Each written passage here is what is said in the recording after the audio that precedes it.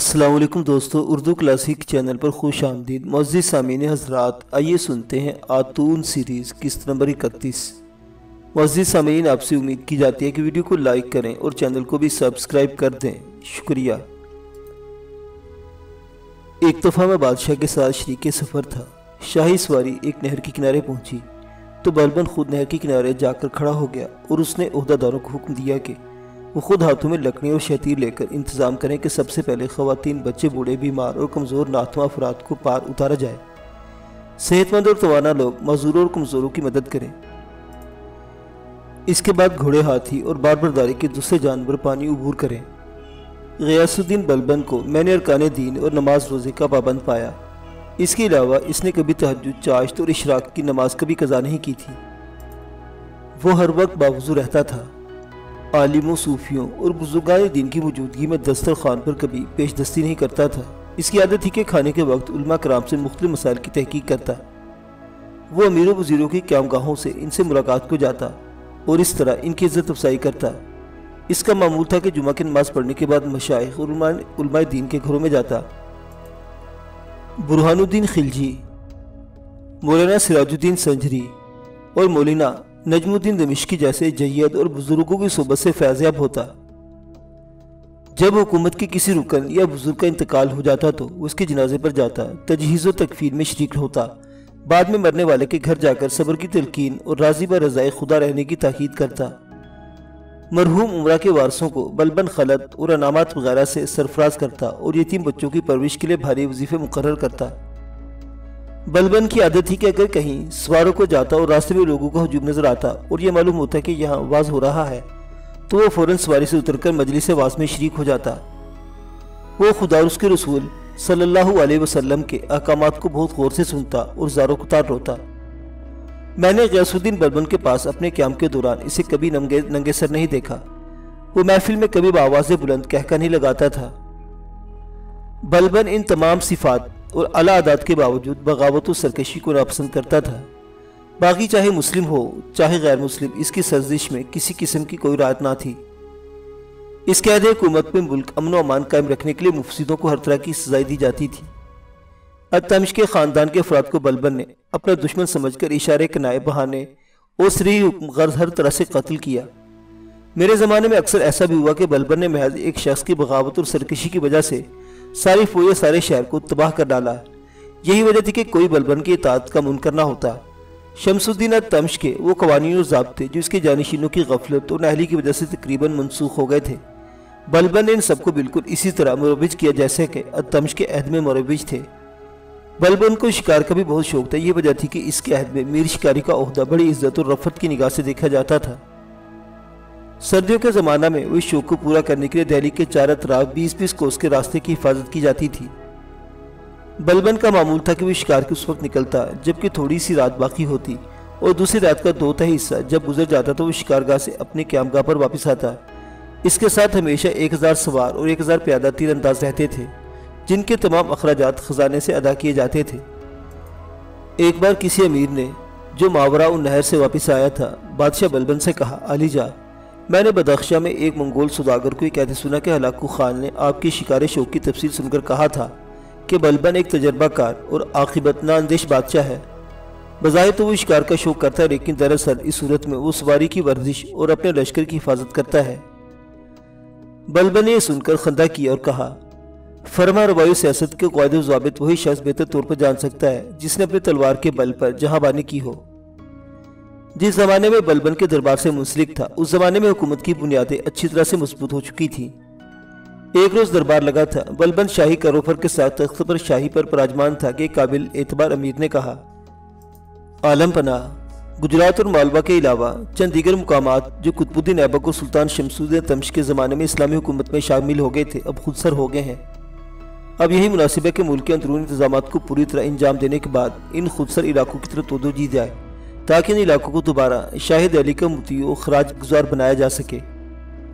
بلبن نے یہ سن کر امیر سے کہا، ان دنوں مغلوں کی ہنگامہ خیزیاں بہت بڑی ہوئی ہیں۔ انہوں نے ہندوستان کے حصے پر بھی قبضہ کر لیا ہے اور ان کی جماعت ہندوستان پر باقاعدہ چھاپے مارتی رہتی ہے۔ اس صورتحال میں دہلی سے نکلنا اور دور دراز علاقوں کو فتح کرنے کے لیے دارالسلطنت کو محافظوں سے خالی کرنا دانشمندی نہیں۔ اس وقت یہی مناسب ہے کہ اپنے ملک میں رہ کر سلطنت کو دشمنوں سے محفوظ رکھا جائے، نہ کہ نئے علاقے فتح کرنے کا ارادہ کیا جائے۔ میں نے بلبن کے اس جواب کو اس کی ملکی معاملات پر دور رسی اور سیاسی دانش مندی پر محلول کیا۔ اس میں کوئی شک نہیں کہ غیاث الدین بلبن کو رموز ملکی پر مکمل عبور حاصل تھا۔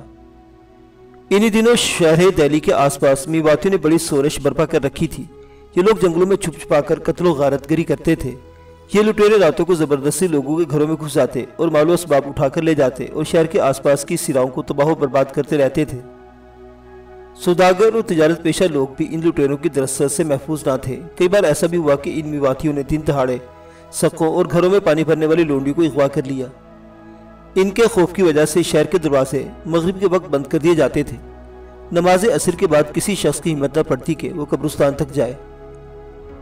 بلبن کو جب میواتیوں کی اس لوٹ مار اور رایا کی مصیبتوں کا حال معلوم ہوا تو اس نے مفسد گروہ کا کلا کما کرنے کو حکومت کے بقیہ تمام کاموں پر مقدم رکھا اور ان سفاکوں کو تباہ و برباد کرنے کے لیے دہلی سے روانہ ہوا۔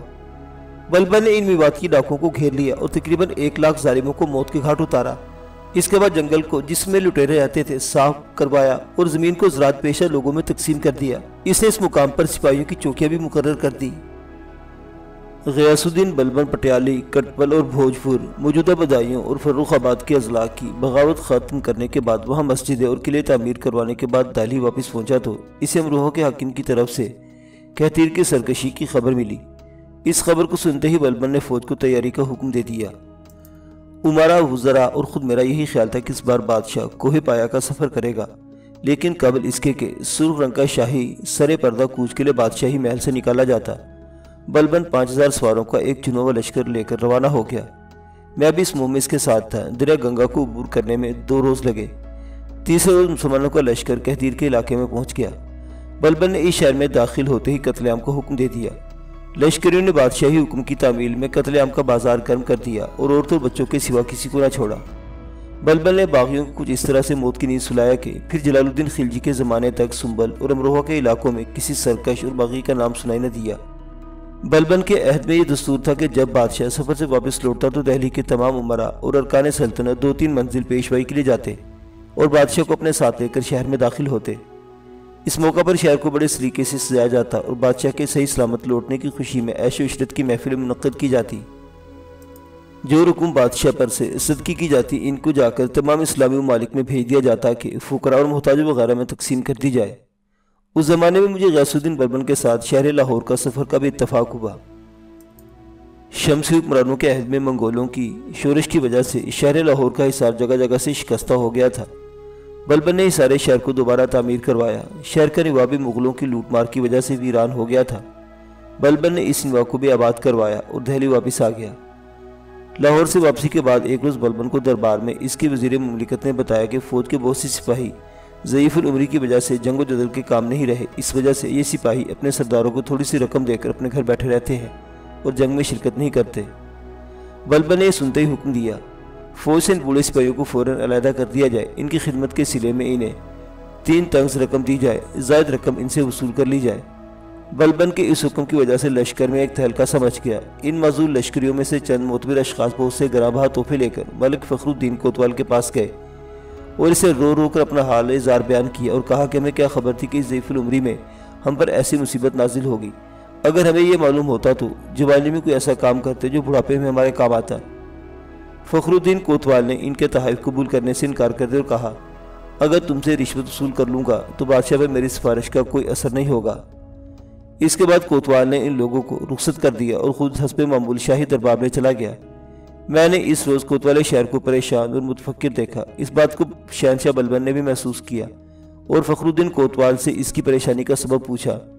فخر الدین بڑا تجربہ کار امیر تھا۔ اس نے کہا عالم پناہ، مجھے یہ معلوم ہوا کہ دربار شاہی میں ضعیف العمر لوگوں کو گزارشات پر کوئی توجہ نہیں دی جاتی۔ یہ دیکھ کر مجھے تشویش ہے کہ اگر قیامت کے روز رحمت الہی نے بوڑھوں کو اپنے کرم خاص کرم سے محروم کر دیا تو میرا کیا حال ہوگا۔ یہ سن کر بلبن کی آنکھیں آبدیدہ ہو گئیں۔ وہ فخر الدین کوتوال کی اصل بات کو جان گیا تھا۔ اس نے اسی وقت حکم دیا کہ تمام معذور شدہ لشکریوں کو ان کی پوری تنخواہیں دی جائیں اور اس میں کوئی تبدیلی یا کمی واقع نہ ہو۔ اپنے دوست غیاث الدین بلبن کے فرزند ارجمند خان نشید کے محل میں حجرہ خاص کی ایک شام مجھے یہ بھی یاد ہے۔ اس شام کا منظر میری آنکھوں کے سامنے ہے۔ دیواروں پر زر بفت کے پردے لٹکے ہوئے تھے اودو امبر کے نجور سلگ رہے تھے۔ سونے چاندی کے شمعدانوں میں شمع روشن تھی، فضا روشن و معطر تھی۔ شہزادہ خان رشید مجھ سے امیر خسرو کے ایک ترانے کے بارے میں بات کر رہا تھا جو انہوں نے حال ہی میں ایجاد کیا تھا کہ مذاہب خالد سے بادشاہ کے آنے کی اطلاع دی۔ ہم ایک دم اٹھے اور بادشاہ کے استقبال کو گئے۔ غیاث الدین بلبن اپنے زرق برق شب کے لباس میں ملبوس زرنگار تلوار لگائے بڑی شان سے چلا رہا تھا۔ محافظ محل اس کے جلو میں تھے اور وہ اپنے فرزند انجبرد کے حضرہ خاص میں آ گیا۔ اسے میری طرف دیکھ کر تبسم کیا اور کہا، امیر عبداللہ، اچھا ہوا کہ تم بھی اس جگہ موجود ہو۔ میں جانتا ہوں کہ تم میرے بیٹے کی خیر خواہ ہو۔ آج میں اپنے شہزادے بیٹے کی خیر خواہی کے لیے چند باتیں کرنے آیا ہوں۔ بادشاہ مسند پر بیٹھ گیا۔ ہم اس کے حضور ترکستانی قالین کے فرش پر ادب سے بیٹھ گئے۔ بلبل نے ایک شفقت بھری نگاہ اپنے بیٹے پر ڈالی اور کہا، میرے بیٹے، میں تم سے کچھ باتیں کہنا چاہتا ہوں۔ میری باتوں کو دل کے دروازے کھول کر سننا۔ میں اب بوڑھا ہو گیا ہوں، زندگی اور موت اللہ کے اختیار میں ہے، لیکن میں جانتا ہوں کہ مجھے ایک روز سلطنت میں سونپ کر خدا کے حضور جانا ہے۔ اس لیے تمہیں کچھ ایسی نصیحتیں کرنا چاہتا ہوں جو تمہارے کام آئیں گی۔ یاد رکھو، رعایا سے خراج وصول کرتے ہوئے میانہ روی اختیار کرنا، نہ اس قدر کم رقم وصول کرنا کہ باغیوں اور سرکشوں کو کھل کھیلنے کا موقع ملے، اور نہ اتنی زیادہ رقم وصول کرنا کہ رعایا تباہ حال اور پریشان ہو جائے۔ ملازموں کو تنخواہ اتنی مقرر کرنا جتنی ان کے سال بھر کی ضرورت کے لیے کافی ہو، انہیں ضرورت سے کم تنخواہ نہ دینا کہ وہ غربت و تنگ دستی کا شکار ہو جائے۔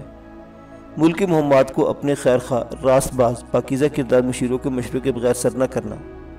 سلطنت کے حکام جاری کرتے ہوئے اپنی نفسانی خواہشوں کو پیش نظر نہ رکھنا، حق کو اپنے نفس پر قربان نہ کرنا، اپنے خدمت گاروں غلاموں سے بے التفاتی مت برتنا، ان کے حالات سے پوری طرح باخبر رہنا، ان کی ضروریات کا پورا خیال رکھنا۔ جو کوئی تمہیں ان کے خلاف ترغیب دے اس کی بات پر اس وقت تک یقین نہ کرنا جب تک تم خود خفیہ طور پر معاملے کی چھان بین نہ کر لو۔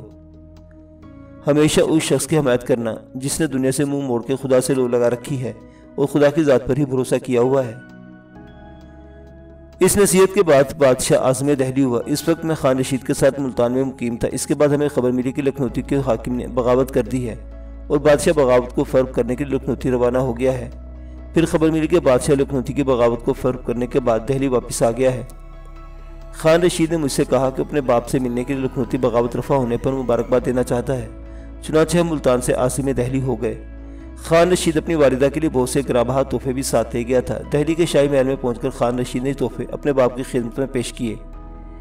بادشاہ اپنے بیٹے کی آمد اور سعادت مندی پر بہت خوش ہوا اور اس نے پدرانہ شفقت سے پیش آیا۔ ہم نے دہلی شہر میں ایک بے چینی سی پائی۔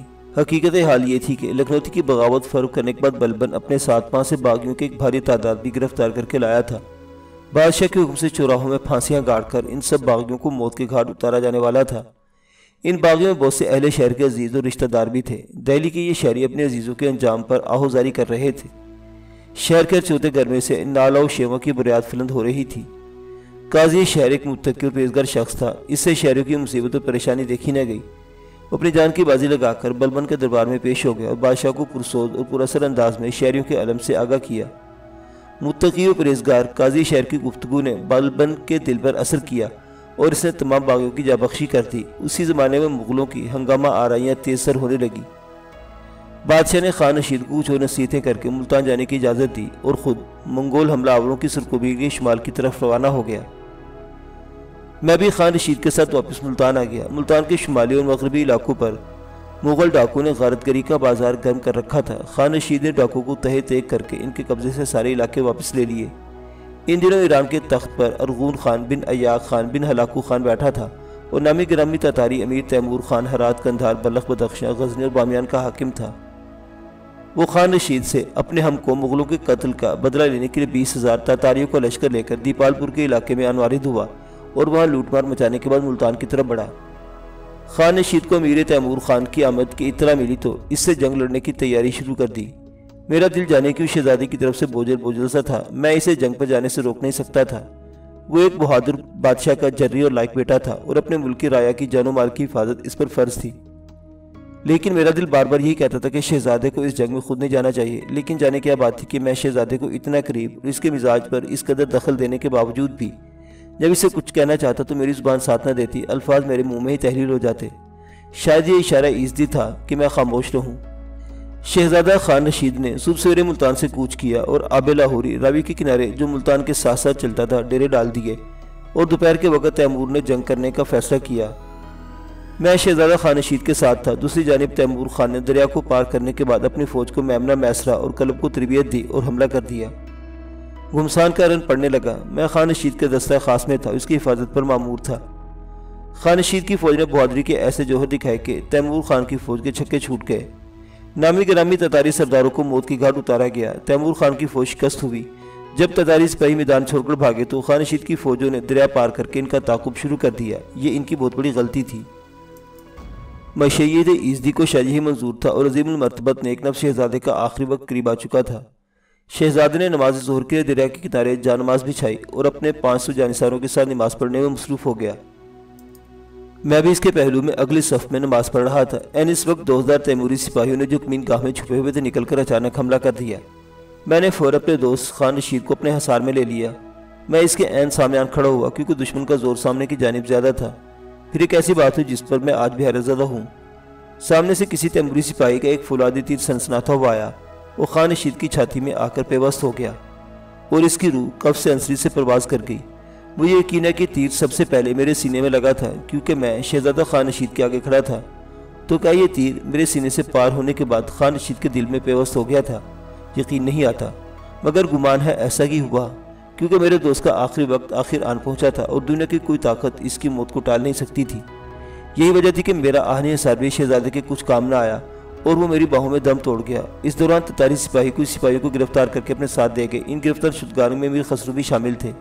انہوں نے اپنی ایک تصنیف خضر فانی اور دیواری میں اپنے اس قید اور بعد میں رہائی کی رودات بھی بیان کی ہے۔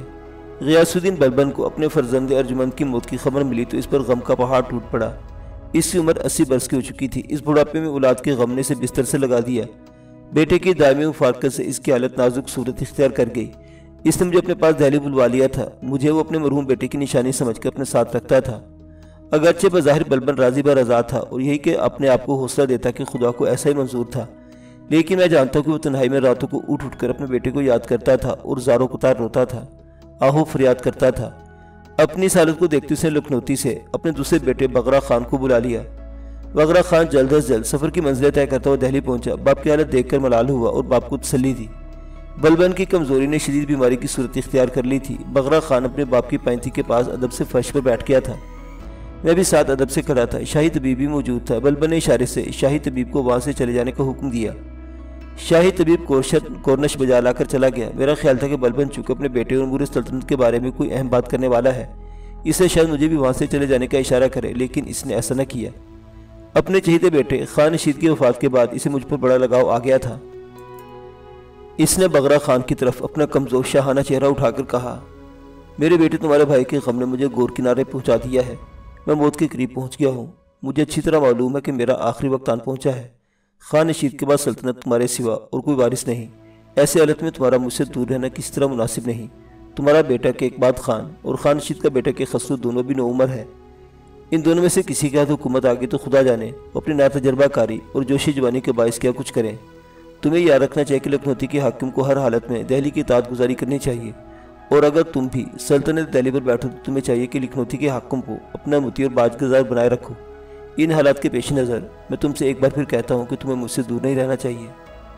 پھر بلبن نے میری طرف نظر ڈال کر بغرا خان سے کہا، امیر عبداللہ اگرچہ نوجوان ہے مگر سچا اور وفادار دوست سلطنت کا خیر خواہ ہے۔ اس کی صورت میں مجھے خان رشید کی صورت نظر آتی ہے، اسے ہمیشہ اپنے ساتھ رکھنا۔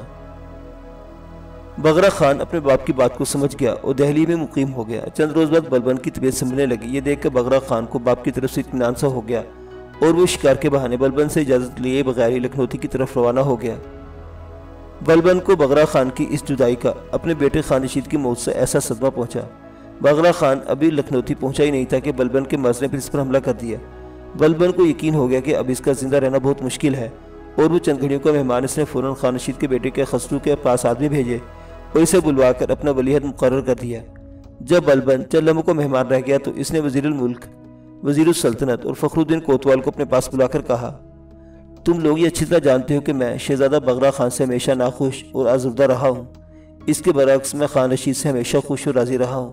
اس کی وجہ یہ ہے کہ خان رشید میری ہر بات مانا کرتا تھا، وہ میرے ہر حکم کی تعمیل کرتا تھا، وہ میرے کسی فرمان سے ذرا سی بھی تجاوز نہیں کرتا تھا۔ لیکن بغرا خان نے کبھی میری بات نہیں مانی، وہ ہمیشہ میرے حکام کی خلاف ورزی کرتا رہا، اور اگر اس نے میری کوئی بات مانی بھی ہے تو محض خان رشید کے خوف سے۔ مجھے باپ اور واجب الاطاعت سمجھ کر اس نے کبھی میرا کہا نہیں مانا۔ ان تمام باتوں کے باوجود میں نے اپنے علالت کے زمانے میں بغرا خان کو لکھنؤ سے بلوا کر یہاں دہلی میں رہنے کی تاکید کی اور اسے اپنا ولی عہد مقرر کیا، لیکن افسوس کہ اس نے میرے اس آخری حکم کی بھی تعمیل نہ کی۔ اس صورتحال میں یہ مناسب سمجھتا ہوں کہ بغرا خان کو ولی عہدی سے معزول کر دوں اور کہ خسرو کو اپنا جانشین مقرر کر دوں۔ میرے بعد تم لوگ کہ خسرو کو اپنا بادشاہ منتخب کر لینا اور کہ ایک بات کو اس کے باپ کے پاس لکھنؤ بھیج دینا۔ کوتوال فخر الدین اور دوسرے عمرا نے بادشاہ سے اس وصیت پر عمل کرنے کا عہد کیا۔ اس کے بعد غیاث الدین بلبن انتقال کر گیا۔ بلبن کی وفات کے بعد وہی ہوا جو سینکڑوں برسوں سے بادشاہوں کے شاہی محلات میں ہوتا دیکھتا چلا آیا ہوں۔ ملک فخر الدین کوتوال کسی وجہ سے خانشید مرحوم سے ناخوش تھا، اس لیے اس نے اس کے بیٹے کے خسرو کو بادشاہ بنانا پسند نہ کیا۔ اس نے اپنی ریشہ دوانیاں شروع کر دیں اور دربار کے دوسرے عمرا اور وزراء سے کہ خسرو کو معزول کرنے اور اس کی جگہ بغرا خان کے بیٹے کے اقبال کو تخت نشین کروانے کا مشورہ کیا۔ اس نے کہا کہ خسرو کا مزاج بہت درست ہے، اگر حکومت کی باغدور اس کے ہاتھ میں آ گئی تو یہ بات اچھی نہ ہوگی اور ہم لوگوں کے لیے آرام اور چین سے زندگی بسر کرنا مشکل ہو جائے گا، لیکن اس کے برعکس کہ اقبال بہت ہی نیک نفس اور سیدھی طبیعت کا مالک ہے۔ اس نے غیاث الدین بلبن کی آغوش محبت میں تربیت پائی ہے، اس لیے یہی مناسب ہے کہ ہم اقبال کو ہی بادشاہ کا جانشین مقرر کر دیں۔ ان امیروں کو اس حقیقت کا علم نہیں کہ اگر کہ اقبال کے ہاتھ میں حکومت آ گئی تو اس کا انجام اچھا نہ ہوگا۔ دربار کے تمام عمرا فخر الدین کوتوال کی رائے سے اتفاق کیا۔ انہوں نے کہ خسرو کو ملتان روانہ کر دیا اور کہ اقبال کو دہلی کے تخت پر بٹھا دیا۔ اس وقت کے اقبال کی عمر صرف 18 سال تھی۔ ملک فخر الدین کوتوال کا داماد اور بھتیجا نظام الدین کے اقبال کا دست راست تھا اور کہ اقبال کی عیش کوشیوں میں اس کا شریک خاص تھا۔ کہ اقبال نے بڑی فراخ دلی سے نفس پرست اور عیاشی میں اپنا وقت ضائع کرنا شروع کر دیا۔ کہ اقبال معز الدین کا لقب پا کر دہلی کے تخت پر حکمرانی کر رہا تھا۔ فخر الدین کا داماد ملک نظام الدین اس کا ہم پیالہ ہم نوالا تھا اور وکیل در بنا دیا گیا، جس کے بعد سلطنت کے امور کے سیاہ و سفید کا مالک ہو گیا۔ گویوں، شرابیوں اور اشپرستوں کا ستارہ بلند ہو گیا۔ تمام عمرا اور کان سلطنت میں بھی شاہی محل کے ارد گرد اپنے محل تعمیر کروائے اور دن رات دادے عیش دینے لگے۔ کہ اقبال کی عیش پرستی پہ خبری کا یہ رنگ دیکھ کر ملک نظام الدین کے سر میں حکومت کا سودا سمایا۔ میری حالت یہ تھی کہ میں کہ اقبال کے درباری عمرہ میں شریک تھا، جو ہر لحظہ ملک ہند سے بطرف اندلس جانے کے بارے میں سوچتا رہتا تھا، جہاں مور مسلمانوں کی ایک عظیم الشان سلطنت عروج پر تھی۔ ملک نظام الدین کے اقبال کے خلاف سازش میں لگ گیا، مگر کہ اقبال کے ایک چیٹی کنیز نے کہ اقبال کو ملک نظام الدین کے عزائم سے آگاہ کر دیا۔ کہ اقبال نے ملک نظام الدین کو زہر دلوا کر ہلاک کروا دیا۔ اس کی جگہ کہ اقبال نے میر جلدار ملک جلال الدین فیروز کو عارضی ملک کے عہدے پر سرفراز کیا۔ اب شاہی عمرہ دو حصوں میں تقسیم ہو گئے۔ ایک گروہ خلجی عمرہ کا تھا جو جلال الدین کی وفاداری کا دم بھرتا تھا، دوسرا گروہ ترکی سرداروں کا تھا۔ یہ گروہ کی مرض کا حامی تھا کہ اقبال کی غفلت اور بے رویہ رنگ لانے والی تھی۔ ان بے اعتدالیوں کی وجہ سے بادشاہ کی صحت کو سخت نقصان پہنچا اور وہ کمزور و نحیف ہو کر بستر مرگ پر پڑ گیا۔ دہلی کے عمرہ کی ایک بڑی تعداد جلال الدین خلجی کے حلقہ بگوش میں شامل ہو گئی۔ جلال الدین خلجی نے ان ترک نوجوانوں کو، جن کے باپ کہ اقبال کے ہاتھوں میں مارے گئے تھے، کہ اقبال سے بدلہ لینے کے لیے کلو کھڑی کے شاہی محل کی طرف روانہ کر دیا۔ کہ اقبال فالج کی وجہ سے پہلے ادمبا ہو چکا تھا، صرف سانس کا رشتہ باقی تھا۔ ان ترک نوجوانوں نے بادشاہ ہند کو چمڑے کے ایک تھیلے میں لپیٹا اور اسے موگروں سے کوٹا، پھر اس کی لاش میں پتھر ڈال کر دریا جمنا میں بہا دیا۔ ہند کی سلطنت غور کے ترکی نظار حکمرانوں کے ہاتھ سے نکل کر خلجیوں کے قبضے میں چلی گئی اور جلال الدین خلجی نے اپنے بادشاہت کا اعلان کر دیا۔ تخت نشینی کے وقت اس کی عمر 70 برس تھی۔ گزشتہ حکمرانوں کے برعکس جلال الدین خلجی نے چتر شاہی کا رنگ سرخ کے بجائے سفید قرار دیا اور ظلم و شقاوت سے کنارہ کشی اختیار کر کے لطف و کرم کو اپنا شعار بنا لیا۔ جلال الدین نے دریائے جمنا کے کنارے ایک بڑا خوبصورت باغ لگوایا۔ اس نے کیلو کھری کی مسجدوں اور بازاروں میں ایک خوبصورت سلسلہ شروع کروایا اور اسے شہر نو کا نام دیا۔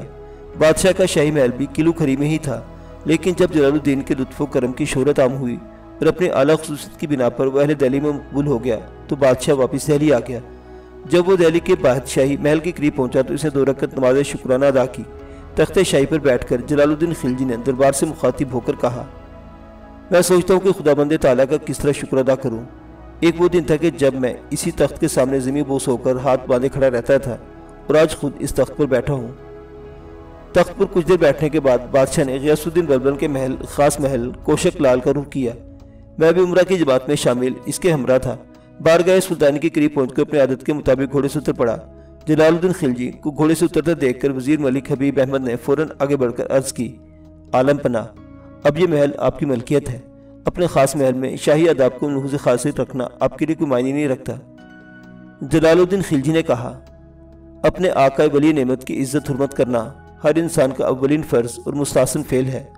ملک حبیب احمد نے کہا اب حضور کو اس محل میں قیام کرنا چاہیے۔ جلال الدین نے جواب دیا سلطان مرحوم نے اس محل کو اس زمانے میں جب کہ عمرہ کی صف میں شامل تھے اپنے ذاتی روپے سے بنوایا تھا، اس لیے اس محل کے وارث غیاث الدین کے وارث ہیں نہ کہ میں۔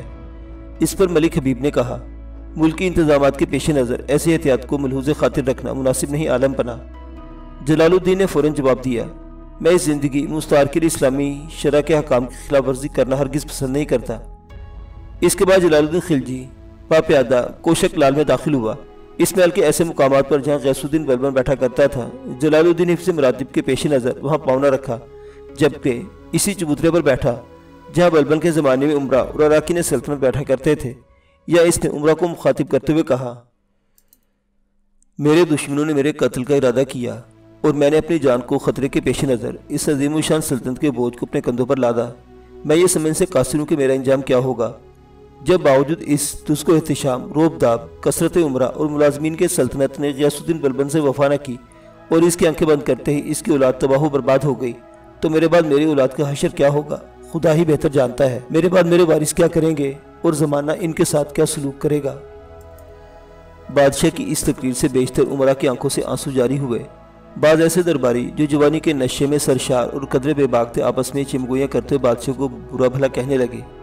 ایک جوان سال امیر نے میرے کان میں سرگوشی کی جلال الدین نے آج ہی عنان حکومت اپنے ہاتھ میں لی ہے اور آج ہی سے اپنے زوال کے خواب دیکھنے شروع کر دیے ہیں۔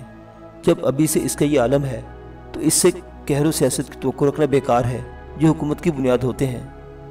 عصر کے بعد جلال الدین کوشک محل سے دہلی واپس آیا۔ اس کے بعد اس نے دہلی میں ایک عظیم الشان جشن مسرت منایا اور اپنی ایک بیٹی کو علاؤالدین خلجی کے ساتھ شادی کی اور دوسری بیٹی کو الماس بیگ الغ خان سے بیاہا۔ اس کے بعد ایک روز ایسا بھی ہوا کہ جب دریا گنگا کا پانی جلال الدین خلجی کے خون سے سرخ ہو رہا تھا۔